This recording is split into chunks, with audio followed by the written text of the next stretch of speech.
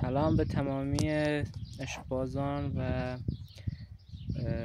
دوستداران حیوانات، مخصوصا مرغای زینتی. خواستم یه بار برای همیشه بگم که کسایی که میرن مولتی ویتامین و نمیدونم انواع داروهای مختلف طیور و اینا میخرن برای تقویت، این که اینا همشان نمیگم بدن ها، ولی خب تأثیر آنچنانی ندارن. برای همیشه میگم در حد 80,000 تومان 80,000 تومان میرین داروخانه انسانی، میگه چه؟ مولتی ویتامین بچه، انواع مختلفی هم داره به صورت قطره چکان. هر یه روز در میان داخل دهن جوجه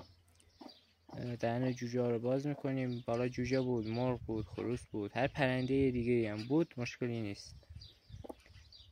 بستگی به اندازش، مثلا جوجه های مثلا 20 روزه یه اندازه، مثلا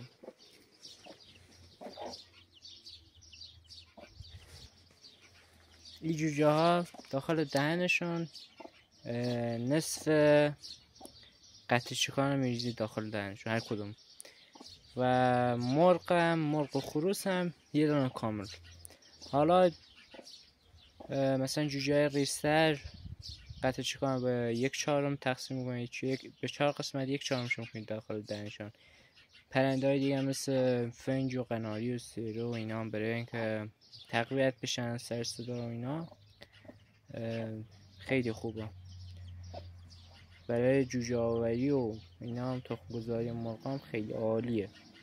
80,000 راستی اینم بگم که داخل آب به هیچ عنوان نریزید، فقط داخل دهن جوجه، مرغ، خروس، جوجه، هر پرنده دیگه داریم.